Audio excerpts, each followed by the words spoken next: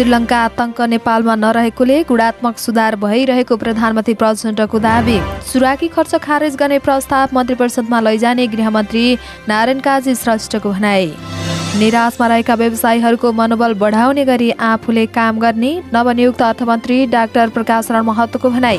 प्रधान न्यायाधीश र सभामुखलाई चौथो मर्यादाक्रममा राख्न एमालेको संशोधन प्रस्ताव। कर्णालीका मुख्यमन्त्री शर्माले पाए विश्वासको मत। काठमाडौँ 1 मा हारेका रमेश खरेल राजसभाबाट 12-2 मा उपचुनाव लड्ने। जनमत पार्टी मन्त्री पदको भोको नरहेको सिके राउतको भनाई। संघीय लोकतान्त्रिक गणतन्त्र स्थापना भएपछि समस्याहरू देखिएका झलनाथ खनालको गुनासो। कोशी प्रदेशको नाम खारेज गर्न माग गर्दै राजधानीमा प्रदर्शन। अमेरिकी पूर्व राष्ट्रपति ट्रम्प विरुद्ध फौजदारी अभियोगमा मुद्दा दर्ता। 7औं पटक मन्त्री परिषद पुनर्गठन तर सरकार अझै अपूर्ण। सरकार विस्तारपछि नयाँ रेकर्ड बनाउने गरी काम गर्ने प्रधानमन्त्री प्रचण्डको दाबी। तनहुँ 1 र 12-2 को उपनिर्वाचनका लागि 26 दल दर्ता।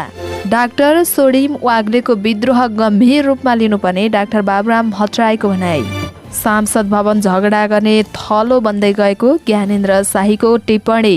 एमाले चाहेमा गठबन्धन केही दिनमै भत्कन सक्ने विष्णु पौडेलको दाबी। रियालिटी शो दोहोरी आइडल प्रसारणमा आउने। चलचित्र नायक नबन्नु लगका अनुभवले पनि दिँदै एसी परीक्षा। र भारतबाट 8 नेपालीको उद्धार अभिभावकको जिम्मा लगाइयो। नमस्कार, अनलाइन समाचारमा यहाँलाई हार्दिक स्वागत छ। आज मिति 2079 साल चैत महिनाको 18 गते शनिबार। आज कामदा एकादशी, विश्व मूर्ख दिवस। आज पनि हामी उपस्थित भइसकेका छौँ देशभरका के भए सम्पूर्ण जानकारी लिएर।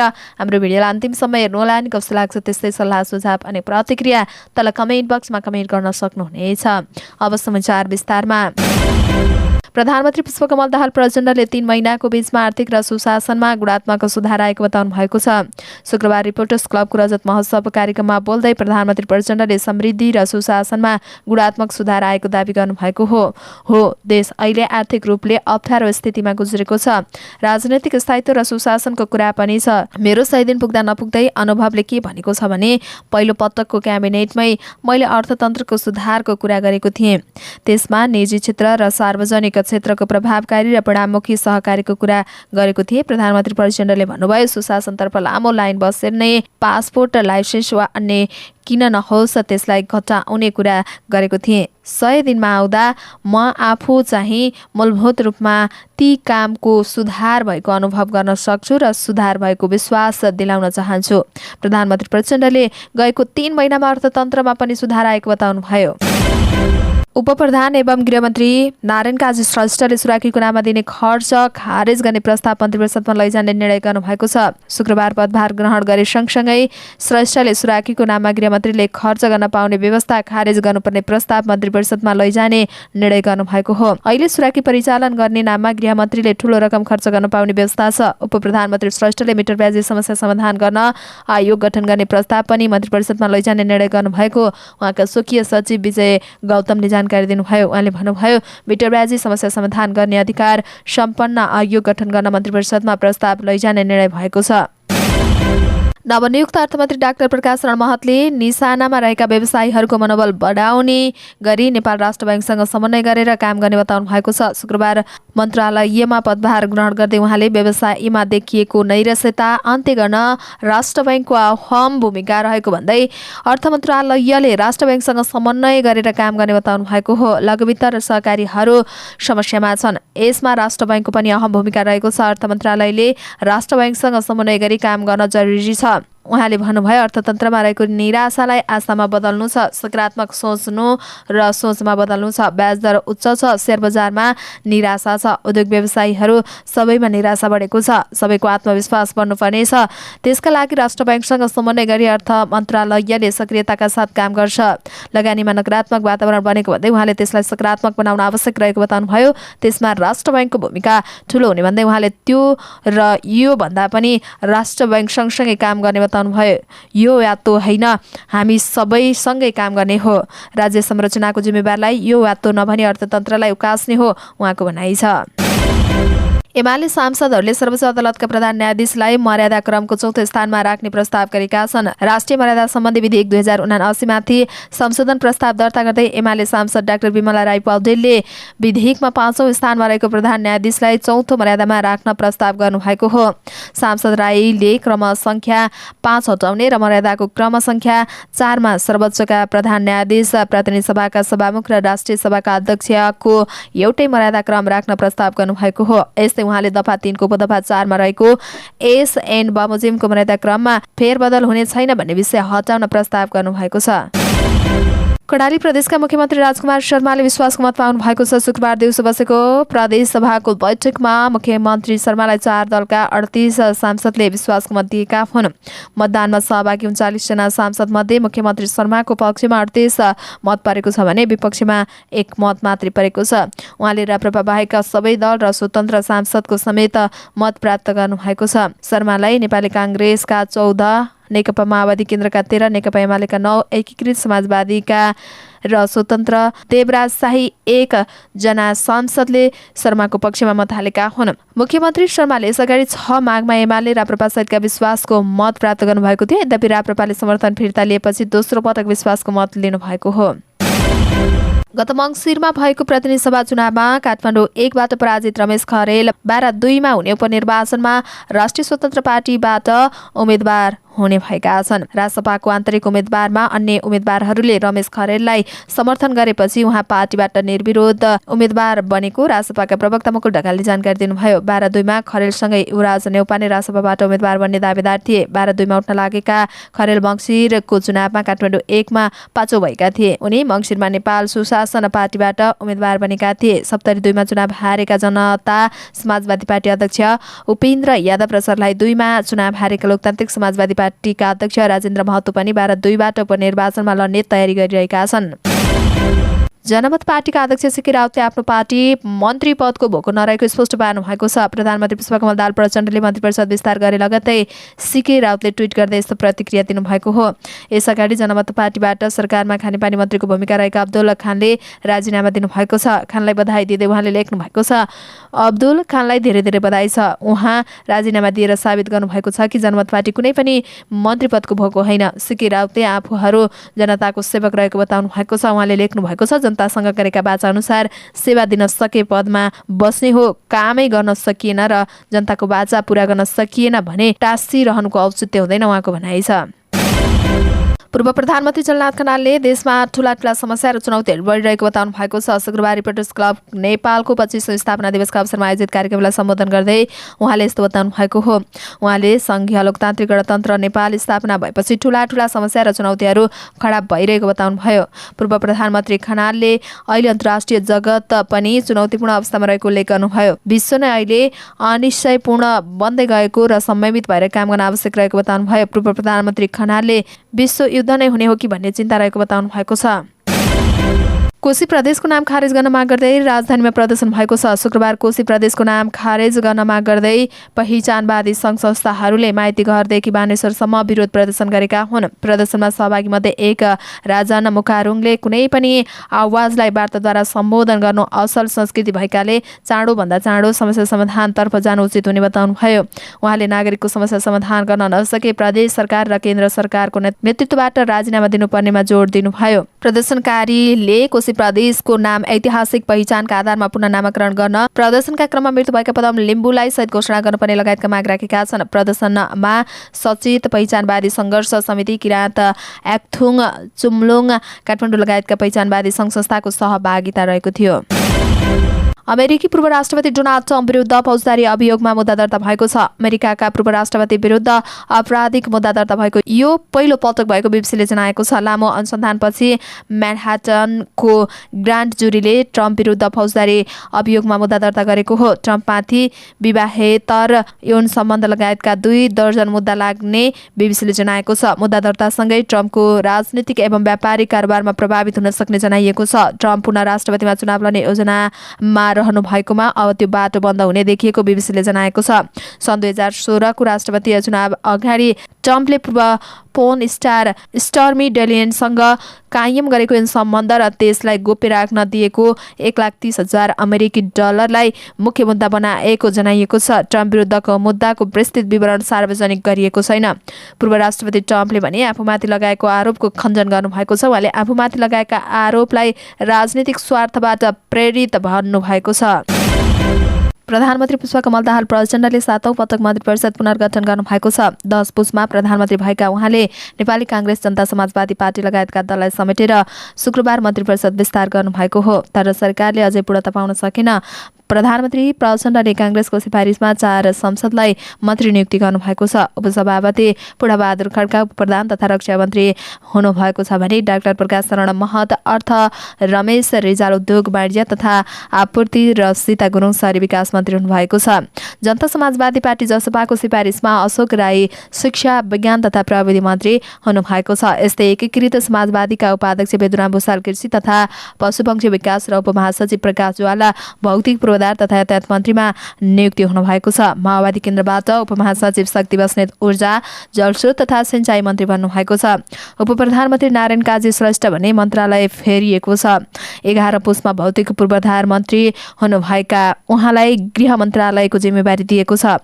सञ्चार तथा सूचना प्रविधि मन्त्री रेखा शर्मा, पर्यटन तथा नागरिक उड्डयन मन्त्रीमा सुदन किराती र संघीय मामिला तथा सामान्य प्रशासनमा अमनलाल मोदीले निरन्तरता पाउनु भएको छ। लोकतान्त्रिक समाजवादी पार्टी लोकसभाका सदस्य भण्डारी, श्रम तथा रोजगार र नागरिक उन्मुक्ति पार्टीकी अध्यक्ष रञ्जिता श्रेष्ठ भूमि व्यवस्था, सहकारी र गरिबी निवारण मन्त्री बन्नुभएको छ। नेपाल समाजवादी पार्टीका मन्त्री राय यादव पनि महिला, बालबालिका तथा ज्येष्ठ नागरिक मन्त्री बन्नुभएको छ। 7औं पटक पुनर्गठन गर्दा पनि सरकारले पूर्णता भने पाउन सकेको छैन। अझै 5 मन्त्रालय प्रधानमन्त्रीसँग रहेको छ, किनकि 8 मन्त्रालय पाएको नेपाली काङ्ग्रेसले 4 जनाको नाम दिएको छैन भने जसपाले पनि 1 मन्त्रीको नाम दिन बाँकी रहेको छ। प्रधानमन्त्री पुष्पकमल दाहाल प्रचण्डले सरकार विस्तारपछि सरकारले इतिहासमा नयाँ रेकर्ड बनाउने गरी काम गर्ने दावी गर्नुभएको छ। शुक्रबार दिउँसो कोटेश्वरमा रहेको राष्ट्रिय कर्मचारी संगठन निजामतीको राष्ट्रिय सम्मेलनलाई सम्बोधन गर्दै प्रधानमन्त्रीले मन्त्री परिषद विस्तार भएपछि सरकारका कामले गति लिने बताउनु भएको हो। यसपटक इतिहासमा गौरव गर्न सकिने केही काम गर्न खोज्दैछु, केही ठूला आयोजनाहरू र राष्ट्रले गौरव गर्ने निर्णयहरू गर्नेछु, प्रचण्डको भनाइ छ। प्रधानमन्त्री भएको 3 महिनामा उहाँले 7औं पटक मन्त्री परिषद विस्तार गर्नुभएको छ। अझै मन्त्री परिषदलाई पूर्णता दिन भने सक्नु भएको छैन। तनहुँ 1 र बारा-2 मा हुने प्रतिनिधि सभा सदस्य उपनिर्वाचनका लागि 26 दलले निर्वाचन आयोगमा आवेदन दर्ता गरेका छन्। निर्वाचन आयोगले उपनिर्वाचनमा भाग लिने प्रायोजनका लागि दल दर्ता गर्नका लागि चैत 8 गतेबाट 12 गतेसम्मको लागि दर्ताको समय दिएको थियो। यस्तै नागरिकता विवादमा सांसद पद गुमाएका रवि लामी छानेको क्षेत्र चितवन 2 मा पनि वैशाख 10 मै उपनिर्वाचनको घोषणा गरिसकिएको छ। चितवन 2 मा 18 दल दर्ता भएका छन्। तीनवटै क्षेत्रमा मतदान सम्पन्न भएको 7 दिनभित्र नतिजा सार्वजनिक गरिसक्ने आयोगले जनाएको छ। साथै उपनिर्वाचनका लागि तोकिए बमोजिमको ढाँचा मतदाता नावलीमा उपलब्ध गराउने व्यवस्था मिलाउन आयोगले प्रदेश र जिल्ला निर्वाचन कार्यालयलाई निर्देशन दिने निर्णय गरेको छ। तनहुँ 1 बाट निर्वाचित रामचन्द्र पौडेल राष्ट्रपति र बारा-2 बाट निर्वाचित रामसाय प्रसाद यादव उपराष्ट्रपतिमा निर्वाचित भएसँगै वैशाख 10 का लागि आयोगले उपनिर्वाचनको मिति तोकेको हो।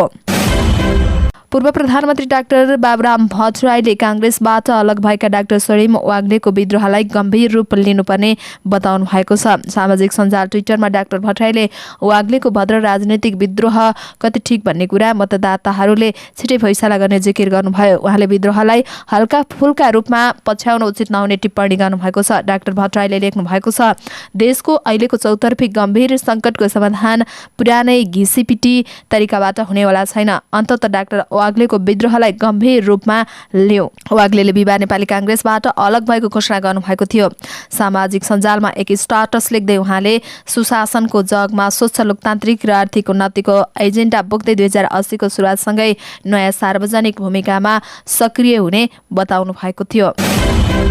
राप्रपाका प्रवक्ता तथा संघीय सांसद ज्ञानेन्द्र बहादुर शाहीले सांसद भवनमा झगडा गर्ने थलो बनेको टिप्पणी गर्नुभएको छ। शुक्रबार सदरमुकाम तमघासमा जिल्ला पार्टीले आयोजना गरेको पत्रकार सम्मेलनमा शाहीले संसद भवनमा जनताको समस्या समाधान गर्ने विषयमा छलफल नभइकन झगडा गर्ने थलो बनेको बताउनु भएको हो। देशमा पछिल्लो अवस्था राजनीतिक अवसरवादी भएको पनि बताउनुभयो। मन्त्रीहरूले लगाएको कोट परिवर्तन गर्न नपाउँदै सरकार परिवर्तन हुने गरेको बताउँदै शाहीले राजनीति राज्यको निमित्त नभइकन अवसरका निमित्त भएको र राजनीति घिनलाग्दो खालको भएको टिप्पणी गर्नुभएको छ। देशमा राजनीतिक अस्थिरताका कारण आर्थिक सङ्कटमा रहेको पनि बताउनुभयो। उहाँले राज्यको करले कर्मचारीलाई तलब पनि खुवाउन नसक्ने भन्दै राज्यको नाममा 20 अर्बभन्दा बढी आर्थिक भार रहेको बताउनुभयो। नेकपा एमालेका उपाध्यक्ष विष्णु पौडेलले एमाले चाहे केही दिनमा नै गठबन्धन भत्काउन सक्ने दावी गर्नुभएको छ। शुक्रबार प्रेस चौतारी नेपालले कैलालीमा आयोजना गरेको पत्रकार सम्मेलनमा बोल्दै उहाँले यस्तो दावी गर्नुभएको हो। उपाध्यक्ष पौडेलले एमाले अहिले नयाँ गठबन्धन बनाउने खेलमा नरहेको बताउनुभयो। उहाँले भन्नुभयो, म अहिले तिथिमितितिर जान्न, हामी अहिले यो गठबन्धन भत्काउने अर्को गठबन्धन बनाउने त्यो काममा लाग्ने छैनौँ र लाग्दैनौँ पनि। एमाले लाग्यो भने त्यो केही दिनको विषय हो। यसरी वा त्यसरी होस्, कुनै पनि गठबन्धन भत्काएर अर्को गठबन्धन बनाउने धन्दामा हामी लागेका छैनौँ। यदि एमाले त्यो आवश्यकता महसुस गर्यो भने गठबन्धन भत्काउनु केही हप्ताको काम हो। उपाध्यक्ष पौडेलले पार्टीका नेता भीम रावलले एकपछि अर्को गल्ती गर्दै गएको पनि आरोप लगाउनुभयो। उहाँले पार्टीको अनुशासनमा बस्न नसकेर पार्टी सदस्यको कर्तव्य निर्वाह नगरेको पनि बताउनुभयो। उपाध्यक्ष पौडेलले नेता रावलले पार्टीलाई कमजोर बनाउने गतिविधि गरेको बताउनुभयो। लोकदोहोरी गीतको रियालिटी सो दोहोरी आइडल प्रसारणमा आउने भएको छ। अन्तर्राष्ट्रिय फर्म्याटमा सो निर्माण भइरहेको र छिट्टै प्रसारणमा नेपाल नेटवर्क टेलिभिजनबाट प्रसारण हुने DR मुभिज निर्देशक श्याम धितालले जानकारी दिनुभयो। उहाँले लोकदोहोरीको विकास र विस्तारका लागि सो आयोजना गर्न लागेको सुनाउनुभयो। नेपालका प्रतिष्ठित 42 कलाकारहरूबीच प्रतिस्पर्धा हुने सोको निर्णय 1 मा पुरुषोत्तम नेउपाने, राजु परियार, घमेश दुलाल र रिता थापा रहेका छन्। नेपालमा पहिलो पटक लेग स्तरीय दोहोरी रियालिटी सो गर्न लागि कार्यक्रम संयोजक अमृत खातीले जानकारी दिनुभयो। सोको भोटिङ पार्टनरको रूपमा यी सेवा जोडिएको छ। दोहोरी आइडलका विजेताले नगद 15 लाख र कार जित्नेछन् भने दोस्रो हुनेले 7 लाख, तेस्रो हुनेले 5 लाख नगद प्राप्त गर्नेछन्। दोहोरी आइडललाई DAR मुभिजले अन्तर्राष्ट्रिय फर्म्याटमा पनि दर्ता गरिसकेको धितालले जानकारी दिनुभयो। नाइ नभन्नु ल 2बाट बाल कलाकारको रूपमा अभिनय सुरु गरेका अनुभव रेग्मीले पनि एसी परीक्षा दिँदैछन्। उनकी आमा कविता रेग्मीले उनको केही तस्बिर सामाजिक सञ्जालमा पोस्ट गर्दै परीक्षाका लागि शुभकामना समेत दिएकी छन्। नाइ नभन्नु ल 2 देखि 6औं श्रृङ्खलासम्म अभिनय गरेका अनुभव अभिनीत नाइ नभन्नु ल 6 नयाँ वर्षको अवसर पारेर वैशाख 1 गतेबाट प्रदर्शनमा आउँदैछ। उनले केही पहिले प्रदर्शनमा आएको फिल्म प्रेम गीत 3 मा पनि अभिनय गरेका थिए। भारतको विभिन्न शहरमा रोजगारीको सिलसिलामा रहेका रौतहट सर्लाही बाँकेका 8 जना नाबालकलाई एक गैर सरकारी संस्थाले उद्धार गरेको छ। सामुदायिक विकास तथा सचेतना नेपालको पहल र जागृति बाल तथा युवा सरकार नेपालको सहयोगमा बाध्यकारी तथा मानव बेचबिखनको उच्च जोखिममा रहेका 8 नेपाली बालकको उद्धार गरिएको हो। उद्धार गरी ल्याएका बालकहरूलाई राष्ट्रिय बाल अधिकार परिषद, मधेस प्रदेश प्रहरी कार्यालय, जिल्ला प्रहरी कार्यालय रौतहट लगायतका सरकारवाला निकायको समन्वयमा बिहिबार 6 जनालाई परिवार पुनर्मिलन र 2 जनालाई मानव सेवा आश्रम मार्फत परिवारलाई पुनर्मिलन गर्ने गरी जिम्मा लगाइएको हो। स्वदेश फिर्ता गरी पुनर्मिलन गराएका 8 जना बालक रौतहट सर्लाही र बाँकेका रहेका छन्। उद्धार गरी ल्याइएका बालकहरू 11 देखि 16 वर्ष उमेर समूहका रहेका छन्। हवस् त दर्शक महानुभावहरू, आजका मुख्य समाचारहरू यति नै। हामीले प्रस्तुत गरेका विषयहरूप्रति तपाईँको धारणा के छ तल कमेन्ट बक्समा कमेन्ट उल्लेख गर्नुहोला। साथै तपाईँलाई लागेका कुनै पनि विषय उठाइदिए हुन्थ्यो जस्तो लाग्छ अथवा कुनै विषयमा समाचार दिन छुटाएका छौँ भने तपाईँ हामीलाई हाम्रो फेसबुक पेजमा गएर मेसेज पनि गर्न सक्नुहुनेछ अथवा तल कमेन्ट बक्समा कमेन्ट पनि गर्न सक्नुहुनेछ। तपाईँको कमेन्टले हामीलाई काम गर्नका लागि अझै ठुलो ऊर्जा दिनेछ। हाम्रो मेहनतको लागि एउटा यो भिडियोमा लाइक र कमेन्ट अवश्य गरिदिनुहोला। अनि च्यानललाई सब्स्क्राइब गर्नुभएको छैन भने पनि सब्स्क्राइब गरेर अल नोटिफिकेसन अन गर्न नछुटाउनुहोला। हामी पल पलका अपडेट लिएर फेरि आउने नै छौँ। त्यतिन्जेल तपाईँको हरेक पल शुभ रहोस्। नमस्कार।